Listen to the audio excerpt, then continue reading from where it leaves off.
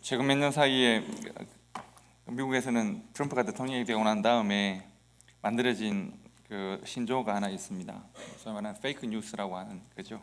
가짜 뉴스라고 하는 말들을 워낙 트럼프 대통령이 자신의 불리한 뉴스들을 다 페이크라고 선언을 하고, 또 한국에서도 각각의 진영 논리에 따른 보도와 주장들이 난무할 때 서로를 페이크 뉴스라고 하는 일들이 많습니다. 그런 중에 재미있는 현상을 하나 보는데요. 어떤 현상인가 하면 소위 말해서 메시지, 뉴스와 메신저, 그 메시지를 전하는 사람을 구별하는 것이죠. 그러니까 메시지와 메신저를 구별해서 메시지가 내게 불리할 때 메신저를 공격하기도 하고, 메시지가 내게 유익할 때 메시지만을 강조하고 누가 전하는지는 중요하지 않다, 뭐 이런 말들을 각각 하기도 합니다. 입장에 따라서 그런 이야기를 많이 하죠. 이 메시지와 메신저의 문제를 아주 재미있게 영화로 푼 영화가 하나 있습니다. 혹시 기억나시는, 제가 이런 말을 하면 메신저와 메시지 사이의 영화를 어떤 영화인지 기억나십니까? 내부자들이라는 영화가 있었습니다. 못 보신 분들이 뭐 많으실 텐데 제목이 내부자들입니다. 모히또에서 몰디브나 한잔 할까, 뭐 이런 대사가 있었습니다. 제가 이 모히또에서 몰디브나 한잔 할까 이 대사를 원고로 해서 우리 강수진 집사님에게 이제 번역을 부탁을 올렸더니 목사님이 잘못 쓴 모양이다 하고 해서 이걸 바꿨어요. 번역을 할 때 몰디브에서 모히또로 바꿨거든요. 근데 이 영화 대사입니다. 영화 이야기를 잠시 해드리면, 안상구라고 하는 그 이병헌이 주인공인데요. 안상구라고 하는 깡패가 있습니다. 정치 깡패인데 이 안상구라고 하는 사람 머리가 좋습니다. 그래서 뭐 힘들게 자라고 깡패가 되었지만 내가 한국 사회에서 좀 그야말로 내부자가 될 수 있는, 권력의 핵심에 갈 수 있는 방법이 뭘까 고민하다가 이제 언론사의 주필, 한국을 대표하는 보수 언론의 주필인 이강희라고 하는 분을 형님으로 부르고 이제 그 사람의 손과 발이 되는 것이죠. 손이 되고 발이 되어 일을 해줍니다. 그리고 정치권에 연주를 대고 기업에 연주를 댑니다. 그래서 깡패가 아닌 성공한 기업가가 되고 싶습니다. 그런데 실은 자신이 이제 정말 많이 큰 줄 알고 기업가가 된 줄 알았는데 도저히 자신의 바닥, 깡패가 넘을 수 없는 벽이 있다는 것을 깨닫습니다. 자기는 절대 내부자가 될 수 없는 것을, 한국의 언론과 기업과 정치가 결탁되어 있고 자신은 이제 사냥개는 될 수 있지만 버림을 당하는 것이죠. 그래서 이제 버림을 당하고 난 다음 처절하게 버림을 당하고 언론과 기업과 정치의 유착관계를, 자기가 알고 있는 정보들을 모아서 비리를 고발하려고 합니다. 그런데 자신이 비리를 고발하는 기자회견을 하는 날 이 사람에 대한 언론 기사가 나옵니다. 안상구라고 지금 비리를 고발하는 이 사람은 이전에 살인사건과 연루된 조폭입니다, 이런 기사가 나와서 아무도 이 폭력배, 조직폭력배의 말을 아무도 믿어주지 않는 것이죠. 그래서 이 사람이 고민을 합니다. 왜 사람들이 내 말을 믿어주지 않을까? 언론이 메시지가 아닌 메신저를 사람들로 하여금 다 보게 만든 거죠. 그래서 이 사람이 하는 말보다 이 사람 자체가 깡패니까, 나쁜 사람이니까 이 사람의 말을 믿을 수 없다. 그래서 오히려 그가 폭로는 했지만 오히려 쫓기는 신세가 됩니다. 아무도 나를 믿어주지 않는구나. 어떻게 하면 내 말이 먹힐 수 있게, 내 말을 믿어줄 수 있게 할까? 그래서 자기를 쫓아오던 검사를 설득을 해서 검사로 하여금 자신의 주장을 언론에 발표하게 하는 그런 생각을 합니다. 그래서 대한민국이 검증한 현직 검사가 내가 했던 이 말을 하면 믿어주겠지 라고 해서 이 검사를 자기 편으로 삼아서 그 검사와 협력해서 자신을 궁지로 몰아넣었던 언론과 기업과 정치의 결탁을 통렬하게 복수하고 폭로한다, 이런 내용입니다. 그래서 제목이 내부자들입니다. 내부자들만 알고 있는 비밀들과 권력과 유착관계 이런 것들이 이제 폭로되어질 때 얼마나 추한가, 이런 이야기들이 영화의 내용이고요. 원래 이 영화는 윤태로라고 하는 만화를 그리는 사람, 웹툰, 인터넷 만화가 원작입니다. 한국 사회의 비리를 아주 정확하게 보여주고 있다고 하는 평가를 받으면서 관객 동원에도 성공하고 작품성도 인정을 받았습니다. 하지만 사실은 지나치게 사실적으로 묘사를 해서 씁쓸한 마음을 지울 수는 없습니다. 영화의 제목부터가 사실은 굉장히 부정적입니다. 내부자들. 여러분, 내부자들 하면 전제되어지는 말이 있습니다. 뭐가 있을까요? 내부자들이라는 말은 수많은 사람들을 외부자로 삼는다는 거죠. 우리는 내부자들일까요, 외부자들일까요? 그 영화에 의하면 결코 우리 같은 사람들은 내부자가 될 수 없는 외부자들입니다. 영화에서 같은 메시지를 전하지만 내부자의 언저리에 서 있는 검사의 말은 사회가 믿어주지만, 그러나 밖에 있는 아무리 옳은 말을 하고 바른 말을 해도, 아무리 고발을 해도 받아들여지지가 않는다는 것이죠. 그래서 안상구와 같은, 혹은 여러분과 저와 같은 외부자들은 한국 사회 속에 살지만, 혹은 이 사회 속에 살지만, 사회를 움직이는 일, 사회를 변화시키고 개혁하는 일에 철저하게 외부에서 살아가는 사람들일 수밖에 없다, 영향을 미칠 수가 없다라고 하는 것을 말하고 있습니다. 그래서 저는 이 영화의 마지막에 보면 안상구라는 사람이 자기가 저지른 일 때문에 이제 감옥에 들어갔다가 출소합니다. 그때 이 영화의 마지막 결론 부분에서 희망과 절망을 함께 보여준다고 생각을 합니다.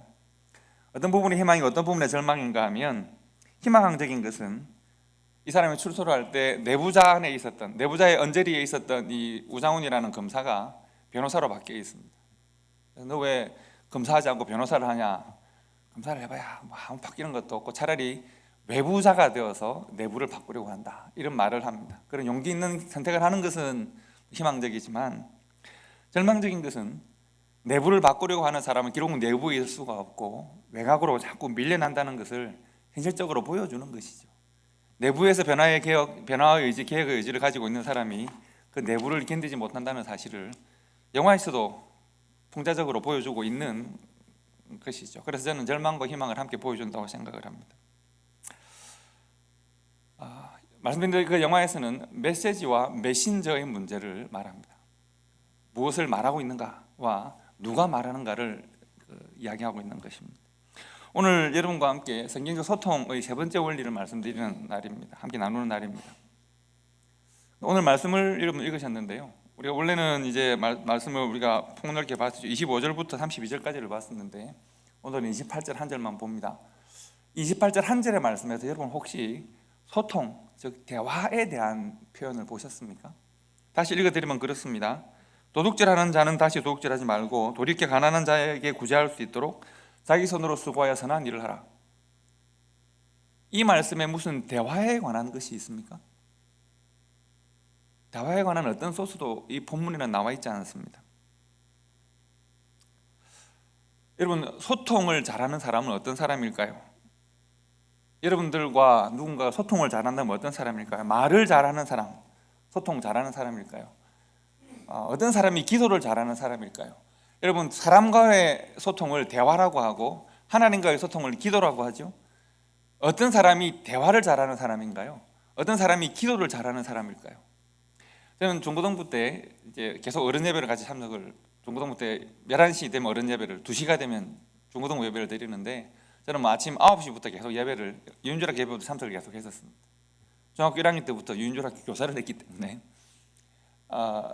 그랬었습니다. 그래서 9시부터 오후 한 뭐 4시까지 예배를 드리고 잠시 쉬었다가 저녁 되면 저녁 예배를 또 드리고 하루 종일 예배만 드리는.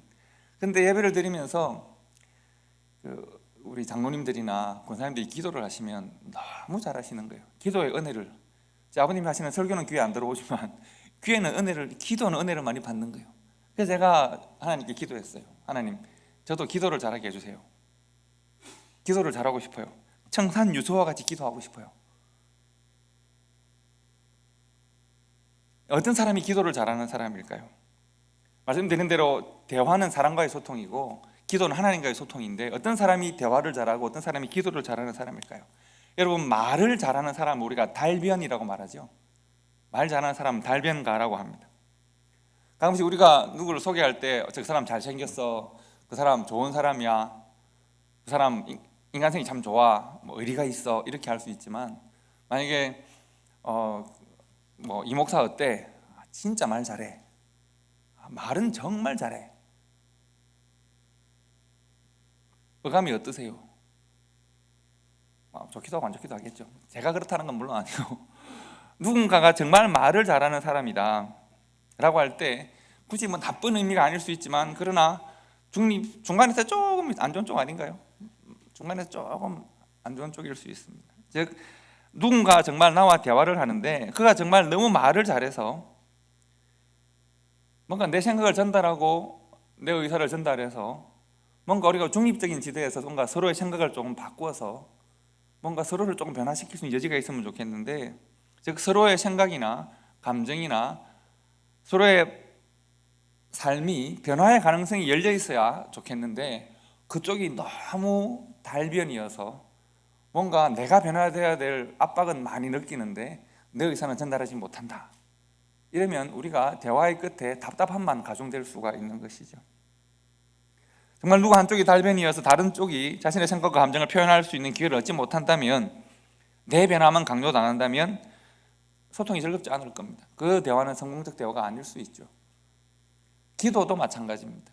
누군가가 정말 기도를 잘 합니다. 하나님 앞에서 청산유수와 같이 기도를 쭉 잘했는데 하나님께서 나도 말 좀 하자 이럴 수 있잖아요. 나도 내 생각을 너에게 조금 전달하자. 어떤 사람이 기도를, 즉 하나님과 잘 소통하는 사람인가, 예수님이 이미 대답하셨습니다. 누가복음 18장에 보시면 예수님이 회당에 들어가셔서 기도하는 모습을 보십니다. 바리새인은 서서 따로 기도하여 이르되, 하나님이여, 나는 다른 사람들 곧 토색, 불이 간음하는 자들과 같지 않고 이 세리와도 같지 않습니다. 감사합니다. 청산유수와 같이 바리새인이 기도합니다. 그런데 나는 헌금을 1회에 2번씩 금식하고 소득의 11조도 드리고 이렇게 기도를 합니다. 그런데 그때 그 회당의 맨 구석에서 세리한 사람이 기도를 합니다. 사람들로부터 손가락질을 받는 사람입니다. 세리는 멀리 서서 감히 눈을 들어 하늘을 쳐다보지도 못하고 다만 가슴을 치고 이르되, 하나님이여, 나를 불쌍히 여기소서, 나는 죄인입니다. 바리새인이 손을 들고 목소리를 높여서 화려한 말로 자신의 삶을 기도할 때 가슴을 치면서 눈물 흘리는 한 사람의 기도를 하나님께서 그의 기도를 들으신다라고 예수님께서 말씀하셨습니다. 누가 하나님과의 소통에 성공했을까요? 달변의 기도가 성공한 것이 아니라 가슴을 치는 기도가, 달변이 아니고 어눌한 말로 그러나 진실되게 기도하는 그 사람의 기도를 들으신다라고 예수님께서 말씀하십니다. 누가 자신을 변화시키는가? 하나님과의 대화의 결과로, 소통의 결과로 누가 자신을 변화시키는가에 있습니다. 자신을 죄인이라고 불쌍히 여겨달라고 말하는 이 사람이 변화의 가능성이 있는 사람입니다. 나는 이렇게 잘 살았다고 나를 자랑하는 사람은 변화의 가능성이 닫혀 있는 사람이죠. 누가 하나님과의 소통에 성공했는가? 가슴을 치며 회개하는 사람입니다. 대화에서도 같은 원리가 적용이 됩니다. 우리는 대부분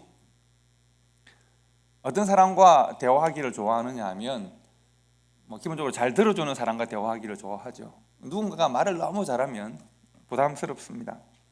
자신이 하는 말과 삶이 좀 같은 궤를 가지고 가는 사람을 우리는 좋아합니다. 우리는 그런 사람을 진실되다고 말을 합니다.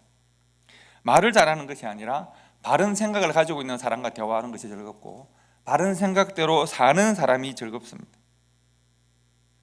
소통의 세 번째 원리, 에베소 4장 28절에서 우리가 발견할 수 있는, 왜 소통에 대해서 말을 하다가 갑자기 도둑질하는 자는 도둑질하지 말고 돌이켜서 자기 손으로 일을 해서 다른 사람을 구제하는 사람이 되라, 하나님의 선한 일에 동참하는 사람이 되라 라고 하는 말씀이 갑자기 소통 가운데 왜 나왔는가? 소통의 핵심 중에 하나는 말에 있는 것이 아니라 삶에 있는 것입니다. 소통의 세 번째 원리는 뭔가 하면 삶에 주목하라는 것입니다. 메시지와 메신저를 함께 보자는 것입니다. 메시지와 메신저가 같은 방향으로 일치되어지는 삶을 살아야 소통에 성공할 수 있습니다. 여러분, 도둑질하는 자는 다시 도둑질하지 말고 돌이켜 가난한 자에게 구제할 수 있도록 자기 손으로 수고하여 선한 일을 하라.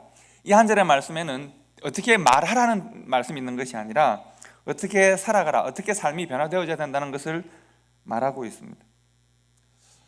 이 편지가 에베소 교회에 전달되었을 때 에베소 교회 사람들은 당황할 수도 있습니다. 도둑질하는 자는 도둑질하지 말고, 함께 편지를 이렇게 읽었다고 합시다. 그러면 우리 속에 혹시 사도 바울 선생님께서 우리 속에 누가 도둑질한다고 생각을 하시나? 이 말씀은 내게 해당이 안 되네, 내 말씀은 아니라고 생각할 수도 있겠습니다. 하지만 이 말씀은 그 다음 구절을 통해서 해석이 되어야 됩니다. 도둑질하는 자는 다시 도둑질하지 말고, 그 다음에 뭐라고 되어 있습니까? 돌이키라고 말되어 있습니다. 돌이켜라고 하는 말에 방점이 찍힙니다. 바울은 지금 도둑질을 하는 어떤 사람 한 사람을 말하는 것이 아니라 돌이킴이 필요한 모든 사람에 대하여 말하되 도둑질이라는 것을 예를 들어 설명을 하는 것입니다.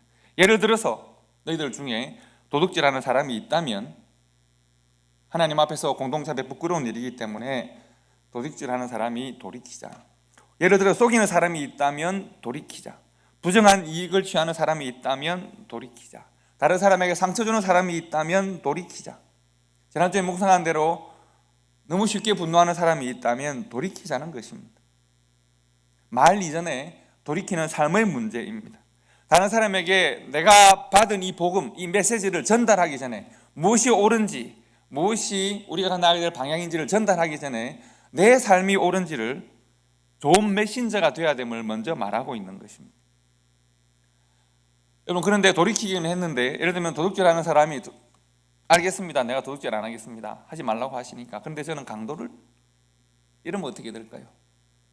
나는 그런데 거짓말을 좀, 도둑질 안 하는 대신에 거짓말을 좀 하겠습니다, 이럴 수 있을까요? 즉, 돌이키는 데는 방향이 있습니다. 어떤 방향으로 돌이킬까? 변화에는 방향이 있어야 합니다. 사도 바울은 지금 그 변화의 예를 들어 설명합니다. 도둑질을 한다는 것은 다른 사람의 재화나 다른 사람의 지식이나 다른 사람의 노력과 땀의 결과, 피와 땀의 결과를 자기화한다는 것입니다. 악하고 나쁜 삶이죠. 그리고 이것을 돌이켰을 때 그것을 하지 않는 것으로 그치는 것이 아니라 방향성이 있습니다. 그 방향성을 오늘 본문에서는 뭐라고 말을 하느냐 하면 도둑질하는 삶이 아닌 가난한 자를 구제할 수 있기 위하여라고 하는 말입니다. 노동에는 가치와 방향이 있어야 한다는 것입니다. 말씀드린 대로 도둑질한다는 것은 다른 사람의 재화, 노력, 피와 땀을 대가 없이 내 것으로 삼는 것입니다. 반대말은 뭘까요? 도둑질을 하는 삶의 반대말은 안 하는 거?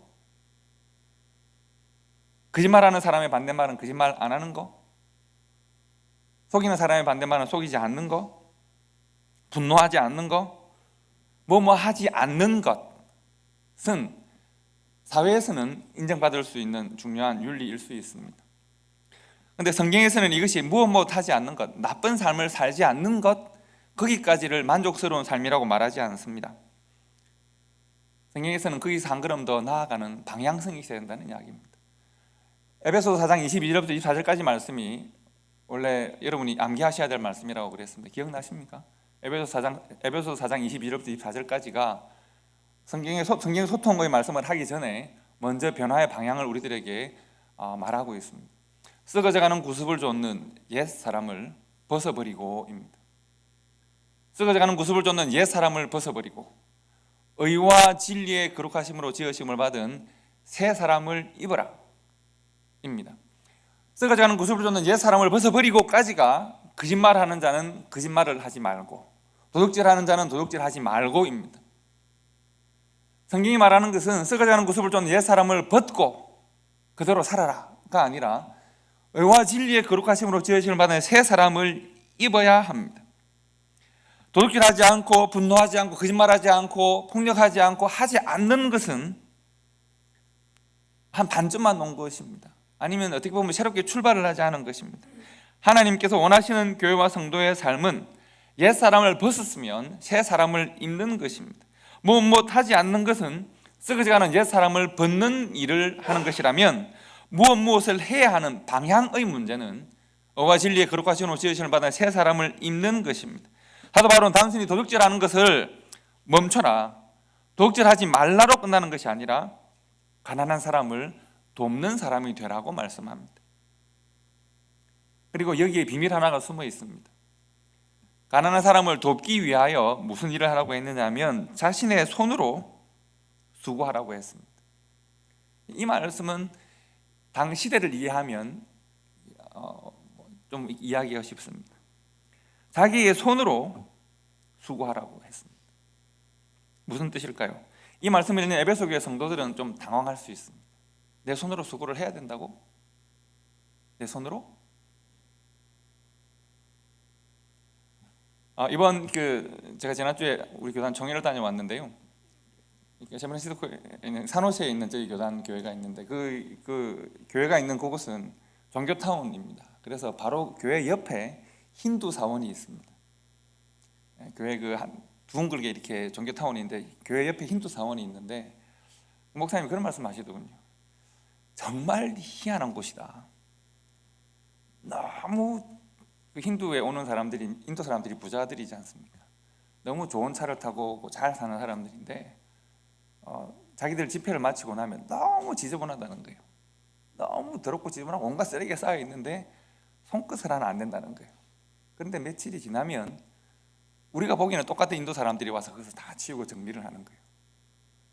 처음에는 이해가 안 돼서 왜 그런가 했는데 알고 보니 미국에서도 여전히 인도의 카스트 제도는 남아 있어서 이 사람들은 자신의 손으로 한 번도 청소해보지 않은 사람들, 내 손으로 한 번도 이 청소하는 것은 내 일이 아니에요. 모여서 자기들끼리 종교 집회를 가지는데, 그리고 여전히 같은 힌두 신을 믿지만 청소하는 일이 평생 직업인 사람들이 와서 청소를 하는 거예요. 신분의 제도는 이렇게 무섭습니다. 내 손으로 자신의 손으로 수고하여 선한 일을 하라. 정말 중요한 말씀입니다. 에베소라는 지역을 제가 소개를 드렸는데요, 20년 전에 교통의 요충지에 있고 문화와 종교가 섞이는 곳입니다. 돈이 많은 곳입니다. 무엇보다도 뚜렷한 한 가지, 철저한 신분의 제도, 로마라고 하는 로마 제국의 1세기 그 사회에는 신분 제도가 철저하게 지켜지고 있어서 일하지 않고도 호화롭게 사는 사람들이 많이 있습니다. 그리고 늘 일하면서도 궁핍한 사람들이 있습니다. 노예 제도를 근간으로 하는 사회였기 때문에 태어났을 때 보니까 나는 이미 귀족이고 내 손으로 손끝 하나 까딱하지 않아도 호화롭고 안락한 삶을 사는 사람들이 있습니다. 평생 태어나서 단 한 시간도 나의 한 끼를 위하여 일하지 않아도 나의 한 끼는 늘 준비되어 있는 사람들도 있습니다. 그들은 자신이 누리는 이러한 삶을 당연한 줄로 알고 삽니다. 너무나도 당연하게 귀족으로 향락과 풍요를 누리고 살아갑니다. 나는 태어나서 귀족이고 내 재산은 계속 늘어납니다. 수많은 노예들이 나를 위해 대신 일해줍니다. 그런데 내가 예수를 믿었습니다. 예를 들면 골로새 교회의 빌레몬과 오네시모는, 빌레몬은 귀족이고 오네시모는 노예입니다. 오네시모와 빌레몬이 한 교회를 섬길 수 있습니다. 그리고 빌레몬은 많은 재산을 태어날 때부터 가지고 있고 오네시모는 노예입니다. 선한 일을 하라. 빌레몬은 내가 구제할게요. 너무 구제하기가 쉽습니다. 하나님께서 그의 그러한 구제를 기뻐하지 않으십니다.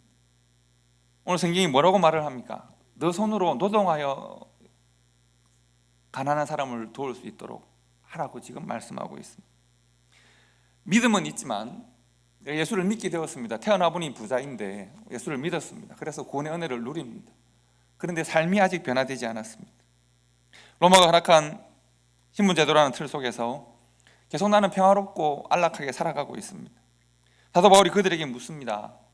너희들은 한 끼 식사를 위해서 땀 흘려 피땀 흘려 노동해 본 일이 있는가? 노동하지 않고 일하지 않고 스스로 땀 흘리지 않고 남이 너희를 위하여 흘려준 피와 땀의 열매로 부귀와 영화를 누리는 그것은 도둑질하는 것과 같다는 것입니다. 제도가 그랬다고, 신분이 그랬다고, 이 사회 제도가 그러니까 나는 그걸 누린다고 라고 말하지 말라는 것입니다. 하나님 나라에 속한 하나님 나라의 백성이기 때문에 이 우리가 속한 사회의 틀을 넘어서는 하나님 나라의 진실을 바라볼 줄 아는 눈이 있어야 합니다. 스스로 노동하지 않았는데 남이 흘린 피와 땀으로 부귀와 영화를 누리는 것은 도둑질하는 것과 같다. 만약 이제껏 그렇게 살아왔다면 이제 그런 삶에서 돌이켜서 새로운 삶을 살자. 너에게 노동의 결과로 허락된 물질로 이웃을 도울 수 있는 선한 삶을 결단할 수 있겠는가? 지금 성경은 그것을 묻고 있습니다. 삶의 근본을 뒤집고 있는 말씀을 하고 있습니다. 여러분, 사도 바울은 빌립보 교회에 보낸 편지에서 이런 표현을 썼습니다. 빌립보서 1장 6절 말씀을 보시면 너희 속에 착한 일을 시작하신 이가 그리스도 예수의 날까지 이루실 줄을 우리가 확신하노라 라고 하는 말씀을 한 적이 있습니다. 우리 한번 다 같이 읽어봅시다. 시작. 너희 속에 착한 일을 시작하신 이가 그리스도 예수의 날까지 이루실 줄을 우리가 확신하노라. 이 말씀해 보시면 이미 하나님께서 교회와 성도에 대하여 착한 일을, 참 좋은 일을 시작하셨습니다. 그리고 그것을 이루어 가실 것입니다. 하나님께서 예수 그리스도께서 재림하시는 날까지 그것을 교회와 성도들에 대하여 계속 이루실 것을 확신한다. 이렇게 고백하고 있습니다. 하나님께서 여러분과 저에 대하여 참 착한 일을 시작하셨습니다. 선한 일을 시작하셨습니다. 그 일은 여러분과 저를 용서하고 용납하는 일이고 우리를 구원하시고 우리의 평생에 우리와 함께 하시고 동행하는 일입니다. 우리의 죄와 악과 연약과 허물을 책임지시는 일입니다. 사도 바울은 이 일을 확신하고 기도하고 있는 것이죠. 우리 안에 이미 착한 일을 시작하신 그 하나님께서, 구원과 사랑과 은혜의 일을 시작하신 그 하나님께서 주 예수 그리스도께서 다시 임하실 때까지 그 일을 계속하셔서 성취하시고 우리의 삶에 좋은 열매를 거두시기를 원한다 라고 지금 빌립보서 1장 6절 말씀에서 그렇게 기도한 것입니다. 그리고 오늘 본문을 보시면 예수를 믿기는 믿었는데 아직 변화된 삶을 살지 못하는, 돌이켜야 하는 사람들에게 말씀하고 있습니다. 돌이켜서 구제하고 선한 삶을 살자. 왜냐하면 너의 삶에 복음이 들어왔기 때문이고 하나님께서 복음으로 너희들과 소통하기 때문이고 복음이 우리의 삶이 되기 때문이다 라고 말씀합니다. 다시 말씀드리면 우리는 사람과의 소통을 대화라고 하고 하나님과의 소통을 기도라고 합니다. 하나님께서 우리들에게 착한 일을 시작하신 그 우리가 기도를 통하여야 합니다. 하나님께서 우리에게 착한 일을 하시고 우리는 그 착한 일에 응답하여서 하나님의 뜻을 따라 선하고 아름다운 삶을 살아갑니다. 하나님과의 소통이 잘 되고 있는 것입니다. 하나님의 말씀이 우리의 삶이 됩니다. 하나님께서 말씀하시고 우리가 응답한 것입니다. 하나님이 우리를 부르시고 응도야 네 알겠습니다 이런 방식의 대화는 사람과의 대화일 수 있는데, 하나님과 우리의 대화는 하나님께서 우리들에게 말씀하셨을 때 우리가 순종하고 하나님의 말씀이 내 삶이 되면 이것이 대화가 되는 것입니다. 하나님의 착한 뜻이 우리 속에 이루어지는 삶이 하나님과의 소통에 성공하는 것입니다. 그리고 이제 우리가 이웃을 바라보고 우리가 서로를 바라봅니다. 교회 안에 성도가 서로를 바라보고 우리가 함께 이웃을 바라봅니다.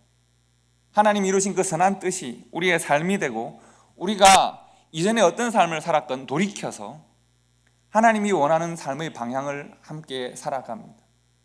서로에 대하여 선한 삶을 살아갑니다. 이전에 잘못 살았던 사람들은 삶을 돌이켜서 자기 손으로 노동하여 가난한 사람을 돕기 위하여 선한 삶을 계속 살아가자. 다른 말로 하면 이제 하나님이 허락하신 은혜의 복음으로 우리가 변화되어져서 서로에 대하여 복음이 이루어지는 삶을 살아가자. 이것이 복음적 소통입니다. 만약 여러분 이 일에 현대교회가 여러분과 제가 성공한다면 하나님께서 이루신 나에게 시작하신 선한 일이 서로에 대하여 일어나는, 실현되어지는 나의 이웃과 성도가 이웃과 교회가 하나님이 나에게 이루신 선한 일을 함께 나누는 일에 성공한다면 우리는 우리가 받은 복음이라고 하는 메시지와 복음을 전하는 메신저로서의 우리의 삶이 일치한다고 말할 수 있겠습니다. 그때 우리가 전하는 복음에 힘이 있습니다. 바로 그때 우리가 예수 믿으세요 라고 하는 말에 힘이 있습니다. 이것이 서로 일치할 때, 변화의 복음을 말하는 성도와 교회가 변화된 삶을 살 때, 은혜와 사랑의 복음을 말하는 교회와 성도가 서로 용서하고 용납하고 사랑하고 섬길 때, 십자가를 손에 들고 있는 성도가 낮아질 때, 헌신할 때, 섬길 때, 우리가 전하는 복음이 우리의 삶이 되고 우리의 삶은 복음의 거울이 되어 이웃들에게 증거되는 것입니다. 바로 이때 교회가 세상의 심장이 될 수 있고 교회가 세상의 양심이 될 수 있습니다. 세상은 교회가 있어서 살아있다라고 말할 수 있게 됩니다. 그러나 우리가 전하는 메시지는 참 거룩한 것인데 우리의 삶은 여전히 돌이키지 못한 삶으로 남아있을 때 우리의 전하는 메시지가 오히려 우리의 삶과 충돌하게 될 것입니다. 교회는 복음을 말함으로 하나님과 교통하고 십자가의 삶을 살아감으로 세상과 교통합니다. 교회는 복음으로 하나님과 교통하고 십자가로 세상과 교통합니다. 이 일에 우리가 성공할 수 있는가? 메시지와 메신저가 일치하는 삶을 살아갈 수 있는가? 우리가 전하는 메시지가 예수 그리스도가 우리의 복음이고 하나님이 우리의 복음이고 십자가로 말하면 우리가 구원을 받았고 바로 우리가 전하고자 하는 이 메시지가 우리의 삶이 될 때 우리가 소통의 능력자가 됩니다. 하나님과의 소통에 성공하고 이웃과의 소통에도 성공하는 소통의 능력자가 될 수 있습니다. 가장 효과적으로 소통하는 교회와 성도가 될 수 있습니다. 우리가 믿는 바대로 고백하고 우리가 믿는 바대로 살아야 소통에 성공하는 교회와 성도로 살 수 있습니다. 오늘 마지막으로 오늘 본문의 말씀을 영어로 보시면 조금 다른 맛이 있습니다. 제가 영어로 한번 보시겠습니다. 오늘 본문을 영어로 한번 보시면 나와 있나요?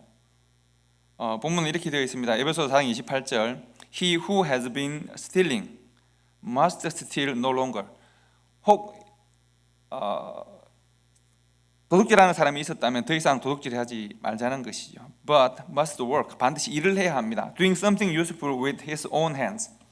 자신의 손으로 직접 일을 해서 뭔가 의미 있는 일을 하라는 것입니다. That he may have something to share with those in need.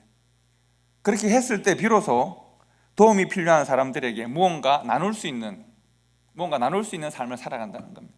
자, 이 문장에서 이 한 절에서 He who has been부터 마지막에 need까지 문장에서 동사 중에서 반대되는 의미를 가진 동사를 발견해 보십시오. 원래 반대되는 의미가 아니라 이 문장에서 대조되어지는 의미는 어떤 두 문장이 있을까요? steal과 share입니다. steal은 뭐죠? 훔치는 겁니다. share는 뭐죠? 나누는 겁니다. 원래는 이 두 단어가 정확하게 반대되는 건 아니죠. steal의 반대말은 뭘까요? 원래 단어적 의미에서는 안 훔치는 거죠. share의 반대말은 share 안 하는 거겠죠. 그러나 어쨌든 원래는 반대의 뜻이 아닌데 이 문장에서는 대조의 의미로 쓰였습니다. 스틸하지 말고 돌이켜서 쉐어하는 삶을 살자. 이 문장에 동의하십니까? 그렇다면 문장을 바꿔서 한번 보십시오. 만약에 내가 하나님이 나에게 주신 은혜와 하나님이 나에게 주신 사랑과 하나님이 나에게 허락하신 이 놀라운 나의 삶을 쉐어하지 않는다면 그것은 스틸하는 것입니다. 만약 내가 내 삶을 쉐어하지 않는다면, 내가 하나님께 받은 은혜가 이렇게 크고 자비가 크고 사랑이 이렇게 많은데 내가 하나님께 나에게 주신 것을 인색하게 이웃과 지역사회와 우리 시대와 나누지 않는다면 우리는 하나님의 것을 스틸하는, 내게 쌓아둔 사람으로 사는 것입니다. 이것이 1만 달란트 빚졌던 신하의 이야기입니다. 받은 은혜가 큰데 내가 이웃과 쉐어하지 않습니다. 그것은 스틸하는 것과 같다 해서 그가 감옥에 갇히는 것입니다. 여러분, 우리가 받은 사랑과 은혜가 큽니다. 한이 없이 큽니다. 우리가 구원의 은혜를 누립니다.